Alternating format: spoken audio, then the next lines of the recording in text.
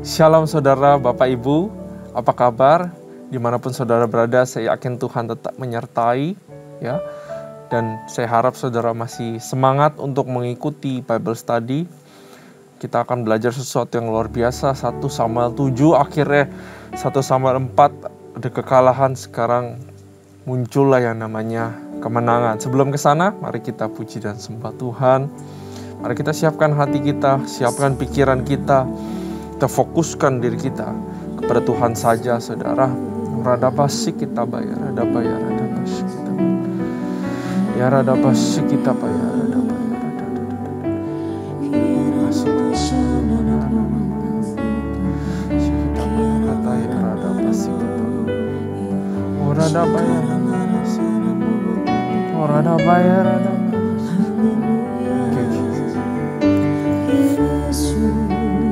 Jesus, makasih Tuhan kejadian, makasih Tuhan buat kehidupanku.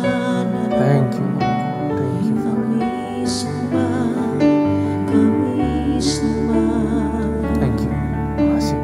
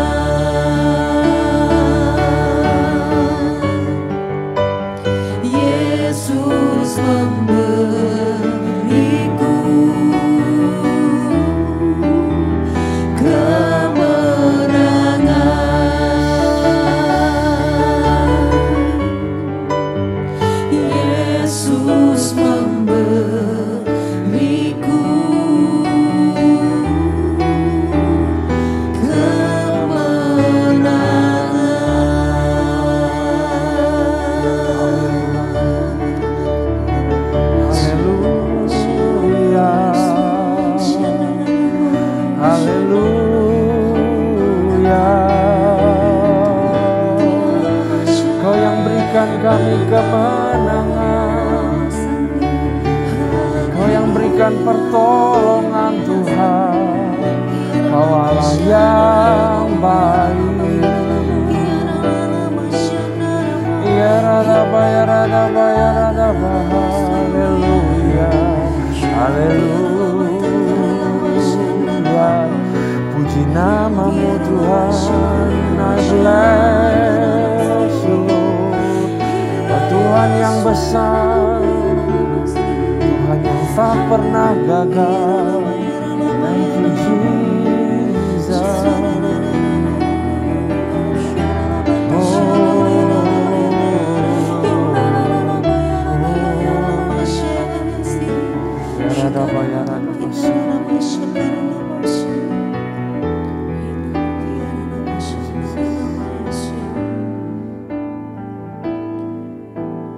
Takkan ragu ku berjalan di dalam lembah yang kelam. Ku tak takut sebab Engkau besertaku.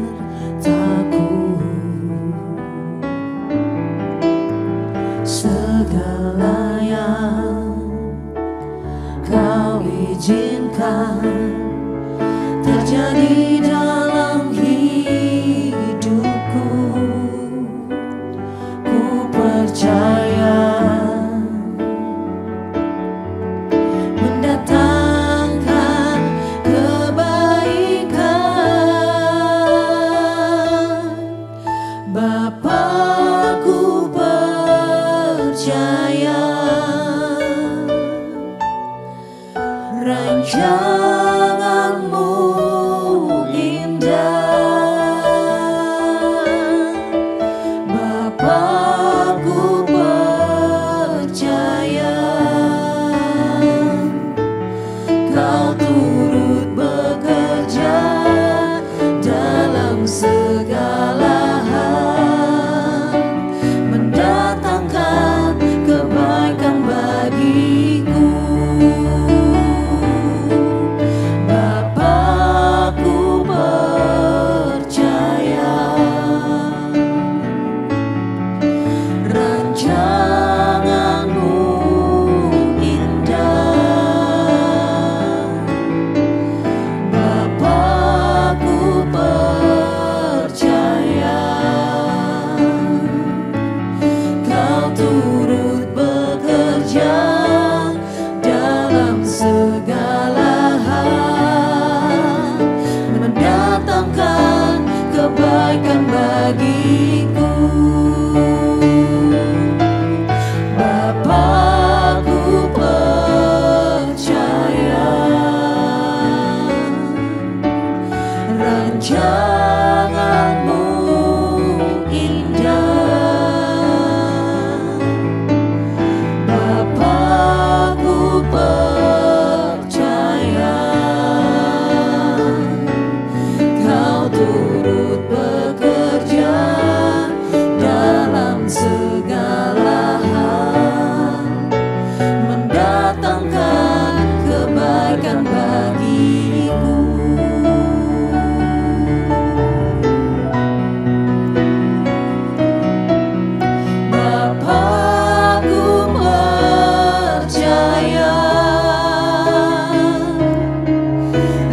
rancanganmu indah. Bapa, ku percaya Kau turut bekerja dalam segala hal, mendatangkan kebaikan bagiku. Bapa, ku percaya rancanganmu indah. Bapa, ku percaya Kau turut bekerja dalam segala hal, mendatangkan kebaikan bagiku. Kau turut bekerja dalam segala hal, mendatangkan kebaikan bagiku. Kau turut bekerja dalam segala hal, mendatangkan kebaikan bagiku.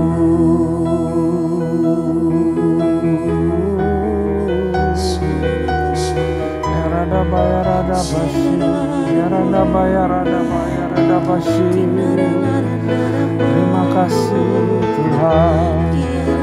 Terima kasih Tuhan. Terima kasih Tuhan. Terima kasih Tuhan. Percaya Kau selalu mendatangkan kebaikan bagi kami ya Tuhan. Kami bersyukur Tuhan, Kau Allah yang baik, Kau Allah yang setia ya Tuhan.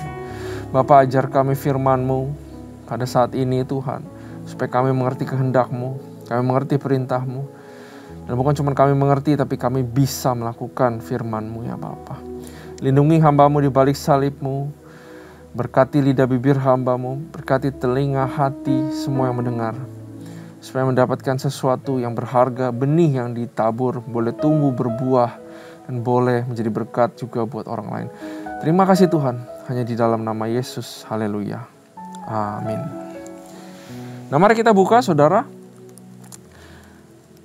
1 Samuel pasalnya yang ke-7. Yuk kita siapkan Alkitab dan juga catatan saudara. Kelanjutan dari 1 Samuel 4, 5, 6, sekarang yang ke-7. Masih dalam konteks cerita yang sama, tapi kali ini terjadi yang namanya kemenangan. Nah kemenangannya ini tidak terjadi begitu aja saudara. Karena kalau Tuhan mau kasih kemenangan, dari pasal 4 juga bisa. Betul? Begitu juga dengan kehidupan kita. Dari awal Tuhan mau langsung jawab doa, kasih kemenangan juga bisa. Tapi apa permasalahannya apabila kemenangan ditaruh di depan, maka tidak ada yang belajar. Maka tidak ada proses yang dilewati. Kurang lebih seperti itu saudara. That's the concept, that's the principle. Itu yang patternnya Tuhan selalu. Karena itu apabila kita menghadapi proses, jangan takut. Mungkin rasa ada nggak enak, tapi selalu kebaikan untuk kita, saudara. Ya, 1 Samuel pasal yang ke-7, bangsa Filistin dikalahkan. Tapi ini bukan artinya nanti bangsa Filistin kalah terus-terusnya, enggak, saudara. Ya, peperangan, perseteruan terus terjadi. Pasal 7 ayat 1, lalu orang-orang Kiryat Yearim datang. Mereka mengangkut tabut Tuhan itu dan membawanya ke dalam rumah Abinadab yang di atas bukit, dan Eleazar anaknya mereka kuduskan untuk menjaga tabut itu. Historical, kenapa Abinadab dan Eleazar? Saya research memang kurang disebutkan, kurang ada evidence-nya historical tentang mereka, tentang Abinadab dan juga tentang Eleazar ya saudara. Nah Kiryat Yearim ini adalah tempat yang nanti satu hari Daud ambil kembali tabut Tuhannya saudara. Ya setelah Nyampe di Kiryat Yearim, tabut Tuhan itu berada di situ selama 100 tahun. Nanti baru Daud menjemputnya kembali. Nah, mari kita lanjut baca. Orang Filistin terpukul kalah dekat Mispa. Ayat kedua.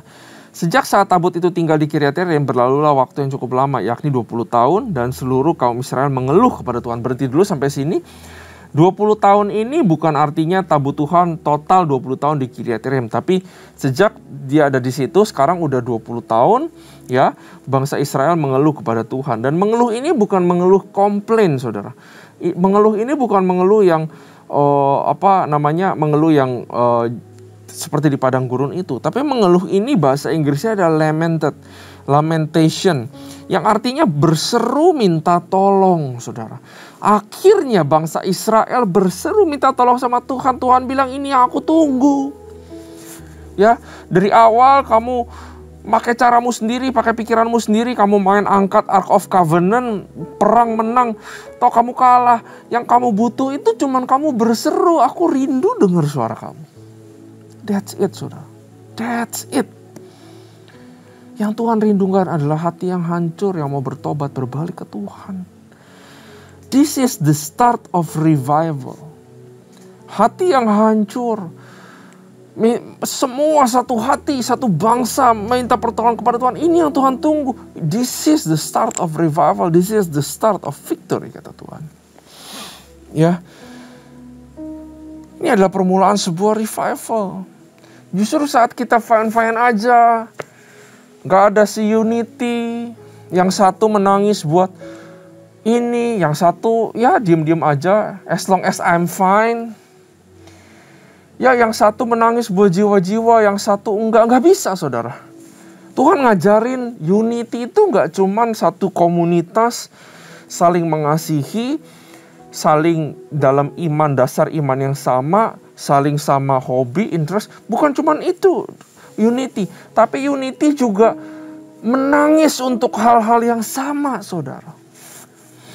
Bayangkan, Saudara, dengan unity saling mengasihi aja firman Tuhan bilang, berkat aku perintahkan. Apalagi kalau yang unity, satu gereja, satu komsel, bisa menangisi, berseru minta tolong untuk satu tujuan yang mulia. Luar biasa. Tuhan itu langsung pintu sorga terbuka dan ada kuasa di dalam gereja. Teguran buat saya sebagai pelayannya Tuhan. Kadang-kadang kita cuma pusingin hal-hal rumah sendiri, pusingin hal-hal pelayanan, udah habis tenaganya ya, Saudara. Pelayanan banyak. Tapi marilah kita juga punya tangisan hati yang buat jiwa-jiwa, satu unity. Karena disitulah kuasa Tuhan bisa tercurah, disitulah revival bisa tercurah. Mari kita punya hati yang bisa menangis buat anak-anak muda, Saudara. Ya, buat keluarga-keluarga, buat janda, buat yatim piatu. Saya berdoa, dimanapun Saudara bergereja, apabila ada yang mengajak Saudara untuk menangis bersama untuk satu tujuan yang mulia, go for it, Saudara. Karena di situ ada terjadi revival. Amin. Ya. Nah, kita lanjut ayat yang ketiga. Kita akan coba habiskan, Saudara, ayat ketiga sampai yang ke-17 ya. Lalu berkatalah Samuel kepada seluruh kaum Israel demikian. Ya, kamu perlu pertolongan kan, kata Samuel. Jika kamu berbalik kepada Tuhan dengan segenap hati, if you turn from your wickedness, maka jauhkanlah para allah asing dan para asitoret dari tengah-tengah Tuhanmu dan tunjukkan hatimu kepada Tuhan. Kalau kamu udah bertobat dan beribadah hanya kepadanya, maka ia akan melepaskan kamu dari tangan orang Filistin. Ini doang ya. Ini bertobat itu. Ya, buang berhala. Hanya menyembah Tuhan saja. Berbalik kepada Dia. Maka Tuhan akan tolong, katanya. Kemudian orang-orang Israel menjauhkan para Baal dan para Asitoret. This is revival. Dan beribadah hanya kepada, this is revival. Dimana kalau zaman-zaman puluhan tahun lalu, dulu saya lihat, anak-anak muda, orang-orang Di dalam retret kalau terjadi kebangunan, mereka bertobat, mereka keluar dari jalan mereka yang jahat, mereka buang berhala-berhala mereka. This is revival happening. Ayat 5, lalu berkatalah Samuel, kumpulkanlah segenap orang Israel ke Mispa, maka aku akan berdoa untuk kamu kepada Tuhan. Ya, perhatikan, saat hati mau berbalik kepada Tuhan, elemen daripada sebuah doa yang dahsyat itu mulai ada, yaitu Samuel yang menjadi perantaranya antara bangsa Israel dengan Tuhan. Setelah berkumpul di Mispa, mereka menimba air dan mencurahkannya di hadapan Tuhan. Mereka juga berpuasa pada hari itu dan berkata di sana, kami telah berdosa kepada Tuhan. Dan Samuel menghakimi orang Israel di Mispa. Ketika didengar orang Filistin bahwa orang Israel telah berkumpul di Mispa, majulah raja-raja kota Filistin mendatangi orang Israel. Saudara, serta didengar orang Israel demikian, maka ketakutanlah mereka terhadap. Saudara, saya mau beritahu bahwa musuh itu selalu takut saat anak Allah bertobat, menyembah Tuhan, beribadah kepadanya, taat kepadanya. Saya mau kasih tahu, iblis itu gemetar, saudara. So whatever he attacks you with, iblis itu takut saat saudara bertobat. That's the power. That's the power kalau saudara ikut Tuhan dengan sungguh-sungguh. Musuh akan takut dan gemetar. Ayat 8, lalu kata orang Israel kepada Samuel, janganlah berhenti berseru bagi kami kepada Tuhan Allah kita supaya ia menyelamatkan kami dari tangan orang Filistin itu. Sesudah itu Samuel mengambil seekor anak domba yang menyusuru, lalu mempersembahkan seluruhnya kepada Tuhan sebagai korban bakaran. Dan ketika Samuel berseru kepada Tuhan bagi orang Israel, maka Tuhan menjawab dia. Untung ada Samuel, betul? Betapa beruntungnya kita. Samuel yang adalah imamnya pada saat ini sudah diganti oleh Tuhan Yesus Kristus, yang selamanya tidak pernah bercela, yang selamanya menjadi perantara kita, tidak pernah berhenti berdoa sama kita. Makanya Yesus bilang, kamu berdoa dalam namaku, doamu pasti nyampe ke Allah Bapa. Karena aku duduk di kanan Allah Bapa, aku sudah dimenangkan, aku sudah bangkit, aku tidak bercacat celah, dan apapun doamu pasti didengar Bapa. Bangsa Israel untung ada Samuel, lebih lagi untung kita ada Tuhan Yesus. Karena itu apa yang menghalangi kita daripada bertobat dan menyembah Tuhan saja, saudara? Apalagi yang menghalangi kita? Tidak ada. Selama kita sungguh-sungguh bertobat di hadapan Tuhan, mengikuti jalannya, doa kita didengar Tuhan. Amin, saudara. This is a privilege. This is a power, rahasia yang tersembunyi buat kita orang Kristen, saudara. Ayat 10. Sedang Samuel mempersembahkan korban bakaran itu, majulah orang Filistin berperang melawan orang Israel. Lagi worship, saudara, lagi mempersembahkan korban bakaran, diserang sama orang Filistin. Siap gak? Gak siap. Mata tertuju kepada worshiping, bukan tertuju kepada militeri. Pasal 4 kalau saudara perhatikan, mereka konsennya kepada militer. Dengan militer bisa menang, apalagi ada tabut Tuhan. Di sini terjadi perubahan paradigma yang luar biasa. Menang bukan karena kekuatan militer, bukan karena resource, tapi menang karena mempersembahkan kurban kepada Tuhan, berbalik 100% sama dia. Wow, ini luar biasa banget, saudara. Tetapi pada hari itu Tuhan mengguntur dengan bunyi yang hebat ke atas orang Filistin dan mengacaukan mereka, sehingga mereka terpukul kalah oleh orang Israel. Keluarlah orang-orang Israel dari Mispa baru setelah itu, mengejar orang Filistin dan memukul mereka kalah sampai hilir Betkar. Gak ada strategi, gak ada apa. Tuhan yang berperang melawan Filistin. Kemudian Samuel mengambil sebuah batu dan mendirikannya antara Mispa dan Yesana. Ia menamainya Ebenezer, ya.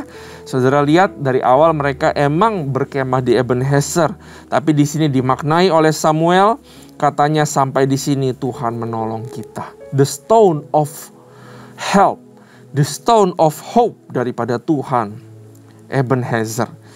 Demikianlah orang Filistin itu ditundukkan dan tidak lagi memasuki daerah Israel. Perhatikan, wow, tangan Tuhan melawan orang Filistin seumur hidup Samuel. Orang Filistin gak lagi ganggu-ganggu Israel di masa ini, karena mereka udah kapok, saudara, sama Tuhannya Israel. Udah dikacau-kacauin tuh sama borok sama tikus-tikus, saudara. Mereka masih gatel, mereka coba lagi serang bangsa Israel. Mereka ketakutan karena bangsa Israel mulai bertobat, saudara. Iblis ketakutan. Tapi kuasa Tuhan sudah melindungi orang-orang Israel, saudara. Ayat 14. Dan kota-kota yang diambil orang Filistin daripada Israel kembali pula kepada orang Israel, mulai dari Ekron sampai Gad. Ya, semuanya kembali pula kepada orang Israel. Dan orang Israel merebut daerah sekitarnya dari tangan orang Filistin. Antara orang Israel dan orang Amori ada damai. Counter attack sudah berhasil, saudara. Kemenangan terjadi. Ebenezer, bukan karena kekuatan, tapi karena hati yang berbalik, from wickedness. Dan Ebenezer berarti pertolongan Tuhan ada di tempat ini. Samuel sebagai hakim. Samuel memerintah sebagai hakim atas orang Israel seumur hidupnya. Dari tahun ke tahun ia berkeliling ke Betel, Gilgal, Mispa, dan memerintah atas orang Israel di segala tempat itu. Lalu ia kembali ke Rama, sebab di sana rumahnya dan di sanalah ia memerintah orang Israel, dan di sana ia mendirikan mezbah bagi Tuhan. Saudara perhatikan, apabila ada pertobatan di dalam kehidupan saudara, maka ada Ebenezer di dalam kehidupanmu.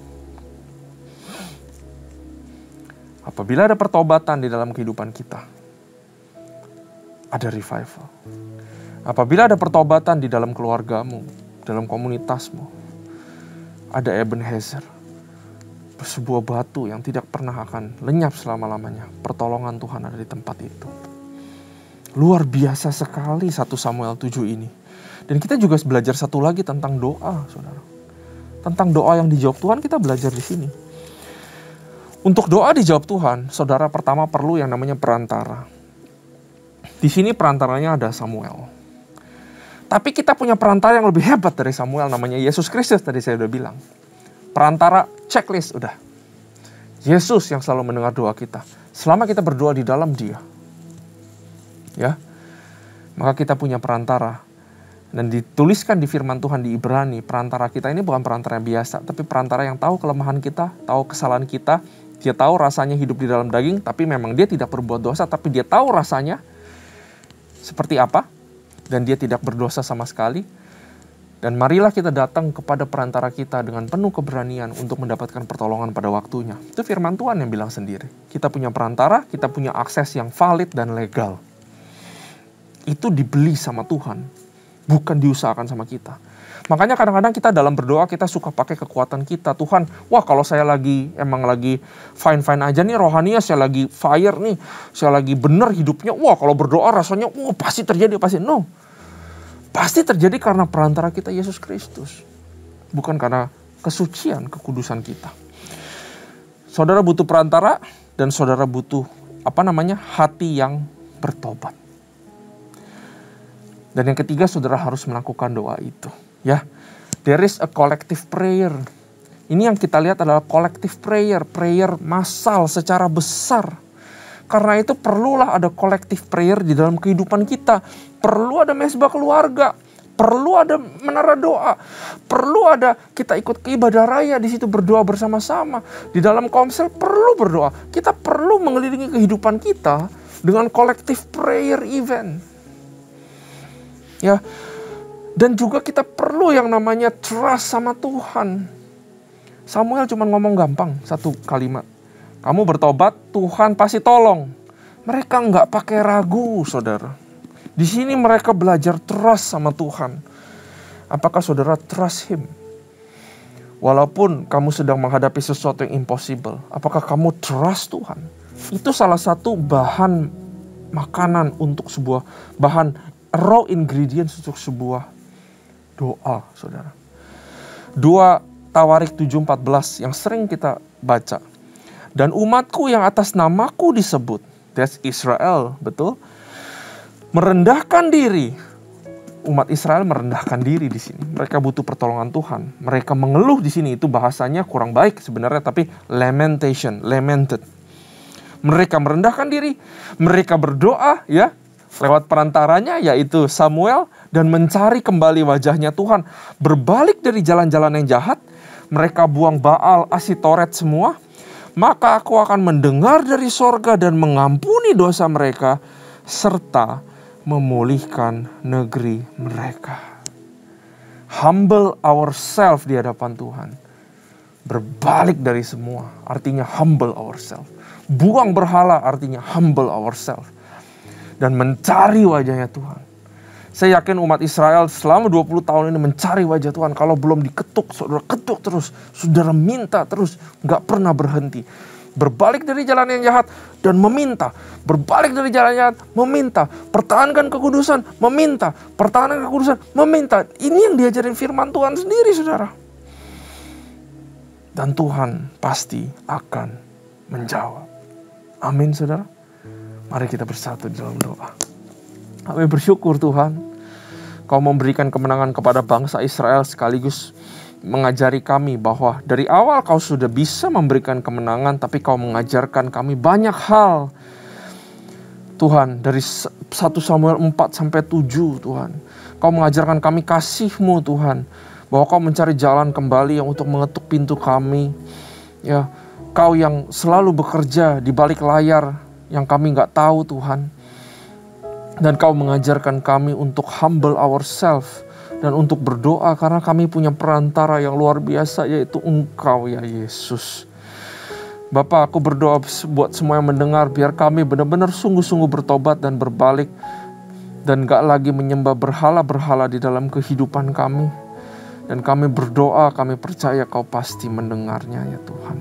Terima kasih Tuhan. Kami belajar banyak. Semua karena the power of Holy Spirit. Thank you Jesus. Thank you Father. Thank you Holy Spirit. Hanya di dalam nama Yesus kami bersyukur dan kami berdoa. Haleluya.